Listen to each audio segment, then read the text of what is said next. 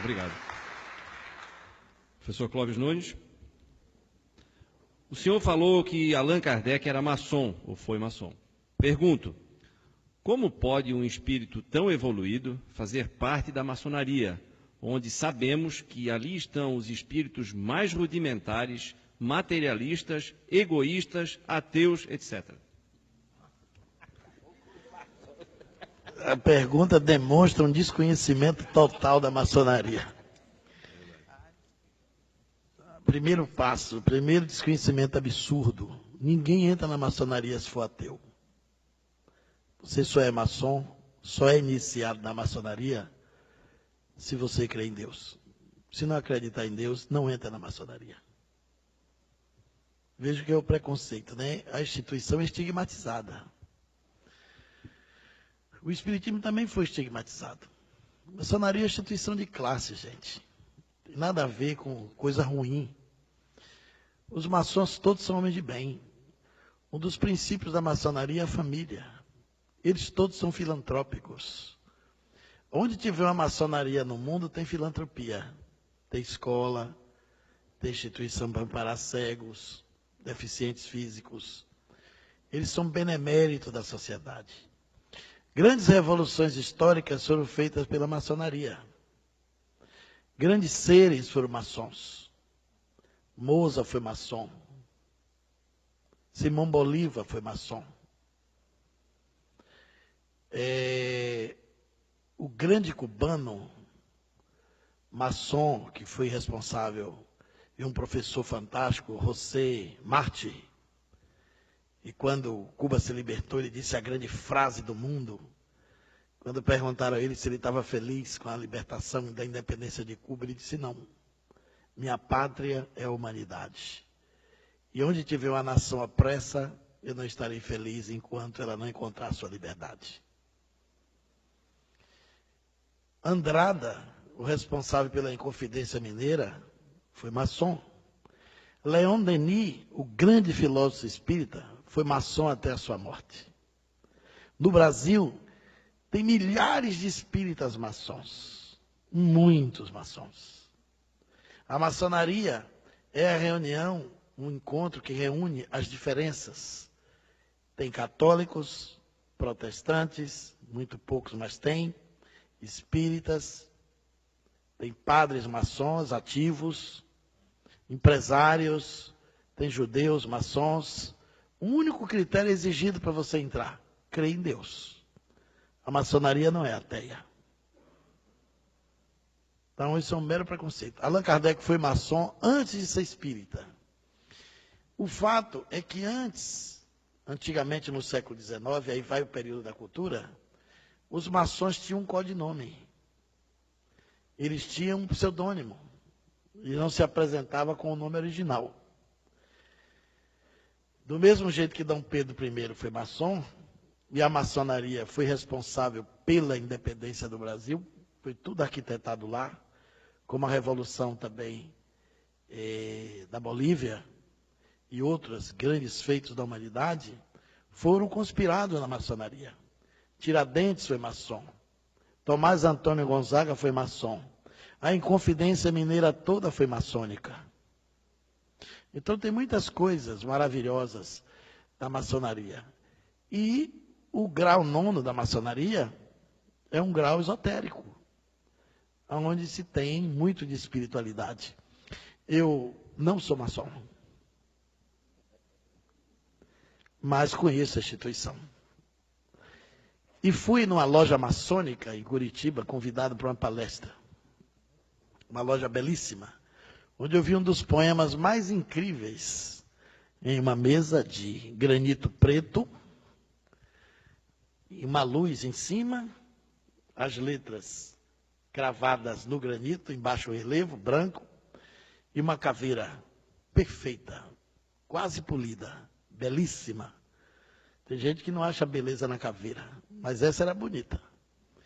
E na frente da caveira tinha um verso, e você lia assim: ó mortal que aqui me vês, nesse estado em que hoje estou, eu já fui como tu és, um dia serás como hoje sou.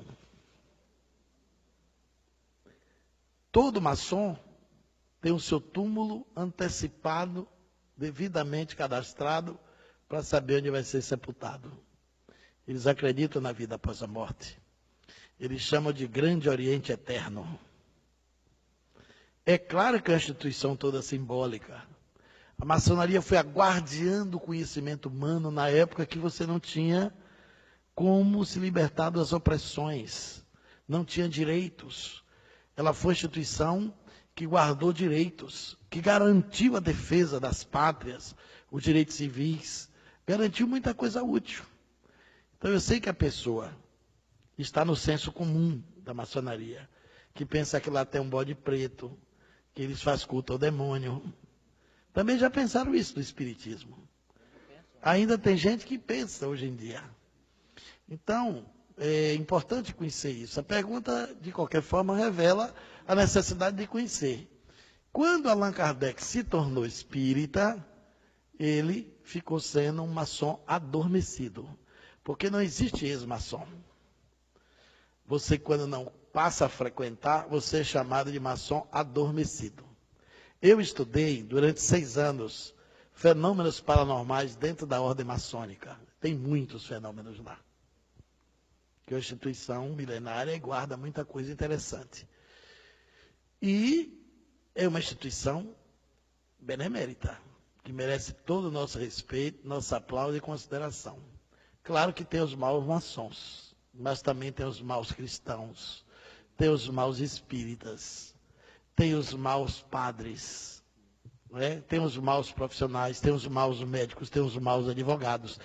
Isso não macula a instituição. É um crime da estrutura humana. É um defeito humano que está em todas as posses e em todos os lugares.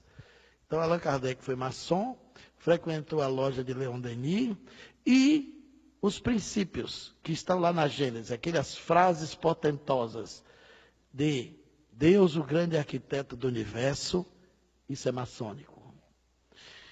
A ideia de trabalho, solidariedade e tolerância é maçônico. O princípio, o lábaro da Revolução Francesa, de igualdade, liberdade e fraternidade, é maçônico.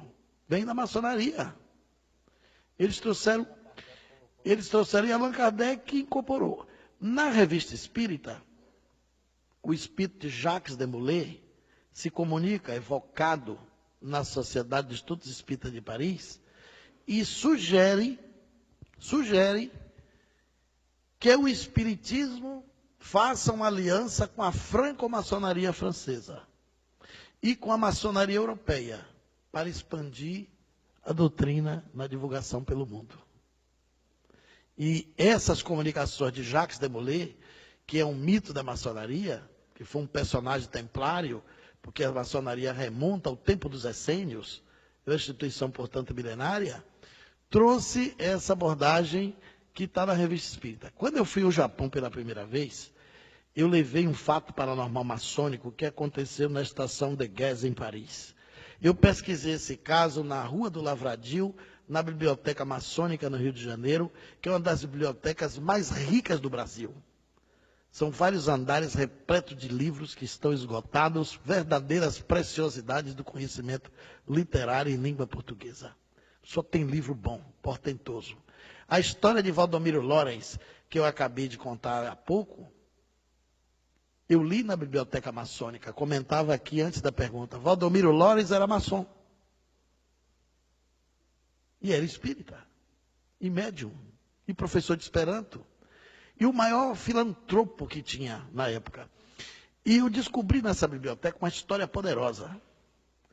Como eu ia para o Japão pela primeira vez, eu queria chegar com um fato interessante. Entrei na Rua do Lavradio e subi na biblioteca para pesquisar uma outra coisa. Encontrei um fato espetacular. Quando Franklin Roosevelt quis jogar bomba em Hiroshima e Nagasaki, o presidente americano, que era pastor protestante e cristão, pediu o apoio da maçonaria. Porque a maçonaria até hoje tem muita força no mundo. Só no Brasil, o Grande Oriente, que são duas potências, a Grande Oriente tem mais de 2.300 lojas. Você tem a Grande Loja e tem o Grande Oriente do Brasil, são duas potências.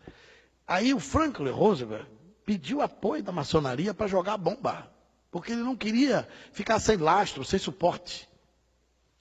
A estação de Guess reuniu os veneráveis de toda a maçonaria francesa e da base da Europa. Se reuniram para decidir se apoiava ou não a jogada da bomba nas duas cidades de Hiroshima e Nagasaki, a bomba atômica. Mais de 30 oradores se inscreveram para falar. Na última hora, um orador francês. E geralmente era colocado pela ordem do grau maçônico para falar. Esse homem tinha um grau elevado e 2 oradores pediram venha para falar depois, acabou que ele foi sendo o segundo orador. Ele falou durante 35 minutos. Todos os oradores suspenderam a palavra. A maçonaria foi contra a bomba. Ninguém precisou falar mais nada. O silêncio foi sepulcral. Feria todos os princípios maçônicos. Matar. Explodir bomba num povo inocente, matar civis. Os princípios maçônicos são todos princípios pacifistas, de fraternidade universal. Quando esse orador terminou, teve um jantar maçônico. Procuraram o homem. O homem desapareceu, sumiu. 2 secretários da loja, no outro dia, foram mexer nos arquivos e viu um livro. No livro tinha uma fotografia, uma pintura. E era o orador. E foram mostrar o venerável da loja. Olha aqui, o orador de ontem. Ele disse, impossível. Será que foi ele mesmo? Ficaram na dúvida. E o rapaz disse, foi eu que fiz a inscrição dele. O orador se chamava Conde Saint-Germain. Estava morto há muitos anos. Ele se materializou dentro da maçonaria, fez um discurso de 35 minutos e estagnou o apoio da bomba atômica do Japão. Eu abri minha conferência com isso. Na plateia tinha 2 maçons. A maçonaria estava chegando no Japão naquela época. Esses 2 maçons me levaram ao encontro do Dr. Hiroshi Motoyama, diretor da Universidade de Ciências Humanas, que também era maçom, um grande cientista japonês. Então a gente tem que ter muito cuidado para não embarcar na onda do ouvir dizer. Porque durante muito tempo os espíritas também faziam parte com o demônio. Na época do regime militar, os militares obrigaram os centros espíritas a ter livro de presença, e até hoje tem centro antigo que tem por vacina. Aquilo é porque os militares receberam a queixa que os espíritas eram comunistas. Foi a cruzada dos militares espíritas que impediu que a ditadura fechasse todos os centros espíritas do país. Muito centro espírita foi apedrejado no começo do século, inclusive lá na Bahia, nos anos 40, 50, porque dizia que a gente evocava Satanás. E até hoje tem gente que pensa que o espiritismo e macumba é a mesma coisa. Então, a maçonaria é uma instituição benemérita. E Allan Kardec, depois da doutrina espírita, não frequentou mais a maçonaria, não porque ela fosse uma instituição equivocada, mas por causa dos afazeres, das obrigações, ou porque no espiritismo ele se descumpriu do dever de seguir os símbolos. E a maçonaria tem rituais, tem símbolos, tem paramento. O espiritismo não tem símbolo, não tem paramento, não tem nenhum tipo de ritual, não tem hierarquia, não tem rituais. Começou a ficar incompatível com a doutrina mais elevada, mais alta, que ele percebia com a filosofia e as suas pesquisas com o conhecimento espírita. Desculpe eu ter avançado na hora, mas eu roubei 30 segundos de Zé, 1 minuto do professor e os 15 segundos dele que ficou para trás.